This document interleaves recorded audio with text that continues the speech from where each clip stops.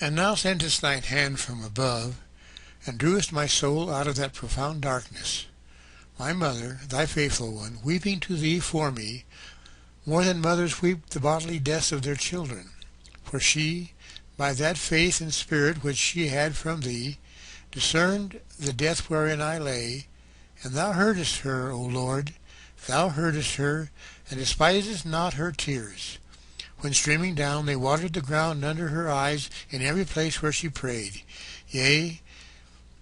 thou heardest her, for whence was that dream whereby thou comfortedst her, so that she allowed me to live with her, and to eat at the same table in the house which she had begun to shrink from, abhorring and detesting the blasphemies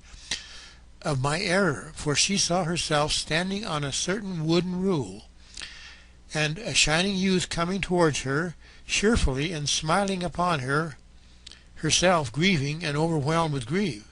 But he, having, in order to instruct as their wont not to be instructed, inquired of her the cause of her grief, and daily tears. And she answered that she was bewailing my perdition. And he bade her rest contented, and told her to look and observe, that where she was, there was I also. And when she looked, she saw me standing by her in the same rule. Whence was this but that thine ears were toward her, O heart? O thou good omnipotent, who so carest for every one of us, as if thou caredst for him only, and so for all, as if they were but one. Whence was this also, that when she had told me this vision,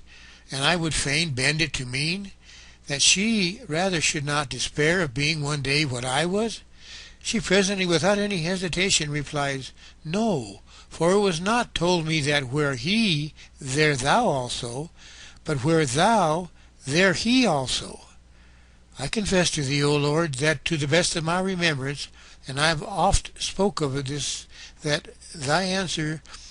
through my wakening mother,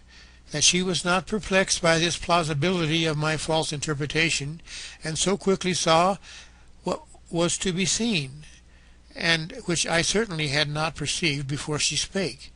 even then moved to me more than the dream itself, by which a joy to the holy woman, to be fulfilled so long after, was for the consolation of her present anguish so long before foresignified. For almost 9 years past, in which I wallowed in the mire of that deep pit, and the darkness of falsehood, often essaying to rise, but dashed down the more grievously, all which time that chaste, godly, and sober widow, such as thou lovest, now more cheered with hope, yet no whit relaxing in her weeping and mourning, ceased not at all hours of her devotions to bewail my case unto thee, and her prayers entered into thy presence, and yet thou sufferedst me to be yet involved and re-involved in that darkness. Thou gavest her meantime another answer, which I call to mind, for much I pass by, hastening to those things which more press me to confess unto thee, and much I do not remember. Thou gavest her then another answer by a priest of thine, a certain bishop, brought up by thy church, and well studied in thy books, whom when this Roman was entered, entreated to vouchsafe to converse with me, refute my errors,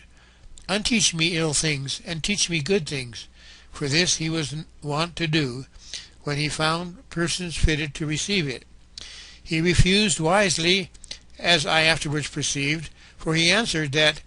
I was yet unteachable, and puffed up with the novelty of that heresy, and had already perplexed diverse and skilful persons with captious questions, as she had told him. But let him alone a while, saith he, only pray God for him. He will of himself by reading find what that error is, and how great its impiety. At the same time he told her how himself, when a little one, had by his seduced mother been consigned over to the Manichaeans, and had not only read but frequently copied out almost all their books, and had, without any argument of proof from any one, seen how much that sect was to be avoided, and had avoided it, which when he had said, and she would not be satisfied, but urged him more, with entreaties and many tears, that he would see me and discourse with me, he, a little displeased at her importunity, saith, Go thy way, and God bless thee, for it is not possible the son of these tears should perish, which answer she took, as she often mentioned in her conversations with me, as if it had sounded from heaven.